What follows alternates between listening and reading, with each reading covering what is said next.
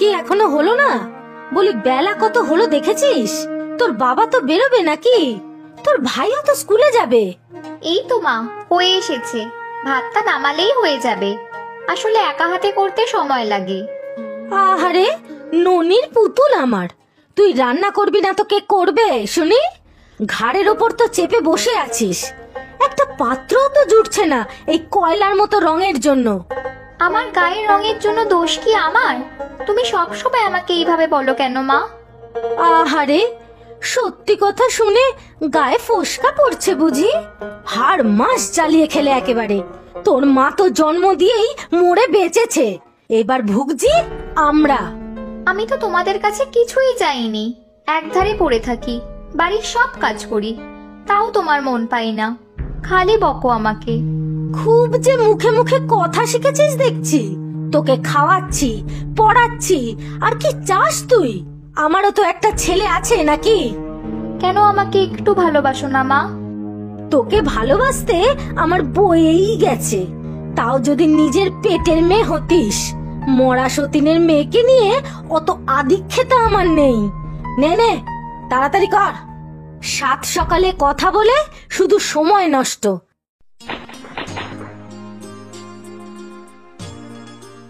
এই দিদি, তুই এখনো কাপড় ধুচ্ছিস? মা যে খুঁজছে তোকে। এই তো হয়েই গেছে, এবার ধুয়ে নিলেই হবে। তুই তাড়াতাড়ি স্নান করে নে, মুখটা তো একেবারে খিদেই শুকিয়ে গেছে। সে তো তোর মুখটাও শুকিয়ে গেছে দিদি। তুইও নিশ্চয়ই এখনো কিছু খাসনি, সারাদিন তো কাজ করেই যাচ্ছিস।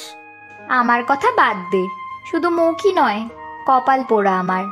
আমার মতো কালো মেয়েদের খিদে, তেষ্টা, ইচ্ছা, অনিচ্ছা কিছু থাকতে নেই। আমরা হলাম গিয়ে সংসারের বোঝা। মা তোকে খুব কথা শোনায়, আমি জানি। আমি বড় হয়ে চাকরি করব যখন, তখন তোকে কিছুই কাজ করতে দেব না রে দিদি। তখন কেউ তোকে আর কিচ্ছু বলবে না। খুব পাকা পাকা কথা শিখেছিস তুই। তাড়াতাড়ি স্নান করে আয়, আমি এগোলাম। দেরি করবি না। না না, একটু সাঁতার কেটেই চলে আসবো। এই নিন দাদা, সব লিস্ট মিলিয়ে দিয়েছি। তোমার দোকানের এই এক সুবিধা, লিস্ট ফেলে দিলেই হলো, কিচ্ছুটি আর দেখতে হয় না। সবই আপনাদের দয়া। না না, দয়া আবার কি? কাজ করছো, টাকা নিচ্ছ। বাজারে আমার এত বড় খাবারের দোকানের সমস্ত রকম মুদি সদাইয়ের জিনিস তো তোমার থেকেই নেই। কত বছরের সম্পর্ক আমাদের। তা ঠিক, তবে আপনারা কয়েকজন বাধা খদ্দের ছাড়া বিক্রিবাটা কমে গিয়েছে। সবাই ওই মোবাইল ফোন থেকে কি যেন বলে, অনলাইনে সব অর্ডার দেয়, বাড়ি বয়ে এসে জিনিস দিয়ে যায়। কে আর এসব সুবিধা পেলে বাড়ির বাইরে যেতে চায় বলুন? তা ঠিক, আমার দোকানেও তো সেই সুবিধা আছে। একটা ছেলেও রেখেছি খাবার পৌঁছে দিয়ে আসার জন্য। আমার অত ক্ষমতা নেই, ছোট দোকান, যেটুকু যা রোজগার করি তাই দিয়েই সংসার চালাতে হিমশিম খাই। আর একজন কর্মচারী রাখার সামর্থ্য নেই। আজ চলি হে, অনেক বেলা হলো, মেলা কাজ পড়ে আছে।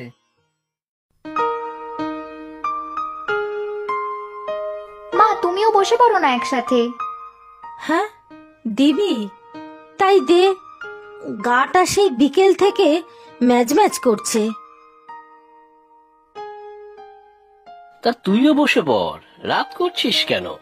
না না, কৃষ্ণা পরে বসবে। তুমি শান্তি করে ঠিকঠাক খাও তো দেখি। সারা দিন কত পরিশ্রম করো তুমি। আমাদের খাওয়া হলে কৃষ্ণা খাবে। বাসন কোসনও তো গুছিয়ে নিয়ে ধুয়ে রাখতে হবে ওকে। দোকানের খদ্দের দিন দিন কমে আসছে। এখন চারিদিকে সব ফোনে ফোনেই মালপত্র কিনছে, কেউ আর দোকানে এসে কষ্ট করে মাল কিনতে চায় না। তাহলে কি হবে গো? বিক্রি বাটা বন্ধ হয়ে গেলে খাবো কি? ছেলেটারও তো পড়াশোনা আছে। কৃষ্ণারও তো বিয়ে দিতে হবে। আমি বিয়ে করব না বাবা, আরো পড়াশোনা করব। পড়াশোনা করে কোন পণ্ডিত হবি? বিয়ে না করে সারা জীবন কি আমাদের ঘাড়ে বসে অন্ন ধ্বংস করবি? ঢং দেখে আর বাঁচি না। আহা, তুমি একটু থামো তো। বিয়ে তো করতেই হবে রে মা, তবে তোর গায়ের রঙের জন্য সব পাত্রপক্ষ মোটা পণ চাইছে। সেই জন্যই তো আমি বিয়ে করতে চাইছি না। আমি আরো পড়তে চাই, নিজের পায়ে দাঁড়াতে চাই। আমার গায়ের রং তো আমার পরিচয় হতে পারে না। অনেক বড় বড় কথা বলছিস আজকাল, বয়স তো বেড়েই যাচ্ছে। এখন থেকে বিয়ের ব্যবস্থা না করলে সারা জীবন আইবুড়ো থেকে যাবি। তখন কি করবি? হ্যাঁ, তখন কি করবি? আমাদের কি একটু মুক্তি দিবি না রে? লোকে বলবে সৎ মা ইচ্ছে করে মেয়ের বিয়ে দেয়নি, পোড়া কপালি একটা। আহ, ওকে ওভাবে বলো না। তুমি চুপ করো। ওকে কি সারা জীবন বসিয়ে বসিয়ে খাওয়াবো নাকি? আমাদের ছেলেরও তো একটা ভবিষ্যৎ আছে নাকি? ওর নিজের মা তো মরে বেঁচেছে, জ্বলে পুড়ে মরছি আমি। বাবা, আমাকে একটা সুযোগ দাও পড়াশোনা করার। আমি এখন বিয়ে করতে চাই না। আবার মুখে মুখে কথা বলছিস তুই? তোর বাবা কি বলবে রে? হ্যাঁ, আমি যা ঠিক করব তাই হবে।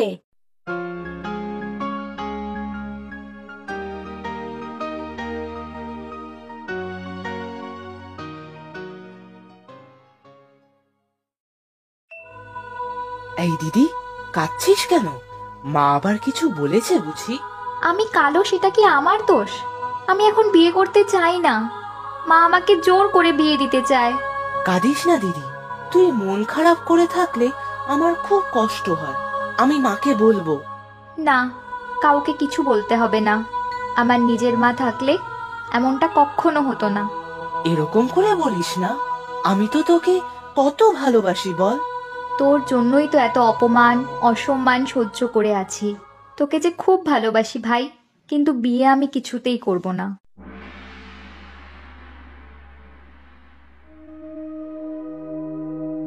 এই নাও বাবা জল। শরীর কি খারাপ লাগছে বাবা? খুব ক্লান্ত লাগছে রে হঠাৎ করে। দে জলটা দে। বাবা, কি হলো? বাবা, মা, মা, শিগগির এসো।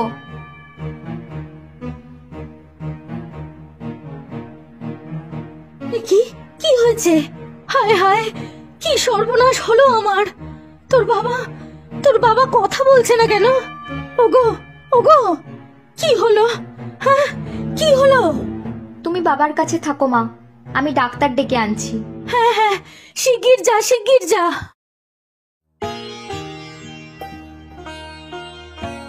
হ্যাঁ গো, আজকে একটু ঠিক লাগছে। হ্যাঁ, ওই আর কি। কি দোষ করেছিলাম কে জানে। একেবারে যে পথে বসে গেলাম, দোকানও খুলতে পারছি না। আমি আছি তো বাবা, চিন্তা করছো কেন? কি করবি তুই? হ্যাঁ, কি করবি? খালি তো বড় বড় কথা। কোন কাজে লাগিস তুই? খালি অন্ন ধ্বংস করছিস। হ্যাঁ, চুপ কর তুই। দোকানে যে বসতেই পারছি না। এমনি বিক্রি বাটা কমে গেছে। এখন যাও বা দু চারজন ছিল, সেও চলে যাবে। চিন্তায় চিন্তায় আমার ঘুম চলে গেছে। ছেলেটা ছোট। চিন্তা করো না মা, আমি তো আছি। তুই থাম। তাও যদি তোর বিয়ে দিয়ে উদ্ধার করতে পারতাম, তাও একটা পেট কমতো। আহ, এখন থাক না সব কথা।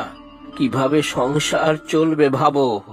এভাবে চললে যে পথে বসতে হবে, খাওয়াও জুটবে না। ডাক্তার, ওষুধে যা সঞ্চয় ছিল সব খরচ হয়ে গেছে। সবই কপাল আমার। অদৃষ্ট, অদৃষ্ট।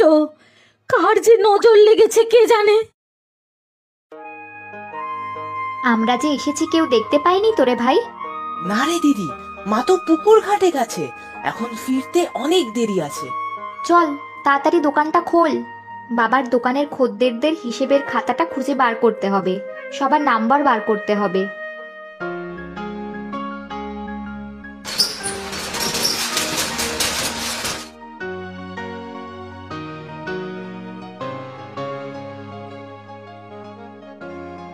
এই তো পেয়েছি। এই খাতাটা দিয়ে কি করবি দিদি? কার কার কাছে বাবা কত টাকা পায় সেটার একটা হিসেব করতে হবে। তারপর তাদেরকে ফোন করে টাকার কথা বলতে হবে। এই তো সবার ফোন নাম্বার লেখা আছে এখানে। আমিও কিন্তু যাব তোর সাথে, তুই যেখানে যেখানে যাবি। আর একটা কথা ভাবছি, বাবা সেদিন বলছিল না যে এখন সবাই বাড়ি বসেই সব চায়? আমরাও যদি সবার বাড়ি বাড়ি মাল ডেলিভারি করি? আমার তো সাইকেল আছে, তাতে করেই নিয়ে যাব। যারা এই দোকানের বাধা ধরা খদ্দের ছিল তাদের সবাইকে ফোন করতে হবে। তাহলে তারাও তাদের যা যা লাগবে ফোনে বলে দিলে বা লিস্ট করে ছবি তুলে পাঠালে সব মাল তাদের বাড়ির দোরগোড়ায় পৌঁছে যাবে। ঠিক বলেছিস দিদি, তবে আমিও কিন্তু তোর সাথে যাব সব জায়গায়। না না, আমি একাই পারবো। তোর পড়াশোনা ফাঁকি দিয়ে এসব করা চলবে না। মাঝে মাঝে আমাকে দোকানের হিসেবের কাজে সাহায্য করবি, তাহলেই হবে। আরে তুমি মলয়ের মেয়ে তো? হ্যাঁ কাকা বাবু, বাবার দোকানটা এখন আমিই দেখাশোনা করছি। বাবা তো খুব অসুস্থ। আপনি তো বাবার দোকান থেকেই সব মাল নিতেন। হ্যাঁ নিতামই তো। আগের মাসের টাকা নিয়ে গিয়ে দেখি তোমাদের দোকান বন্ধ, তোমাদের বাড়িও চিনি না। আবার দোকান খুলেছে কাকা বাবু, আমিই চালাচ্ছি দোকানটা। আর কষ্ট করে আপনাকে যেতেও হবে না। একটা ফোন করে কি কি লাগবে বলে দেবেন, আমি সাইকেলে করে এসে দিয়ে যাব। তবে খুব সকালে কিন্তু হবে না, আমি ঘরের কাজ সব শেষ করে তারপর দোকান খুলবো। তাহলে তো ভালোই হলো, সব সময় যাওয়াটা তো সম্ভব হয় না। আচ্ছা শোনো, আগের মাসের টাকাটা নিয়ে যেও। আর কাকা বাবু, একটা অনুরোধ, আপনার চেনা জানা সবাইকে একটু বলবেন আমাদের দোকানের কথা। বলবেন বাড়িতে মাল ডেলিভারিরও ব্যবস্থা আছে। অবশ্যই বলবো। তুমি যে তোমার বাবার পাশে দাঁড়িয়েছো এটা দেখে খুব ভালো লাগছে। আমি সব রকম ভাবে তোমাকে সাহায্য করব।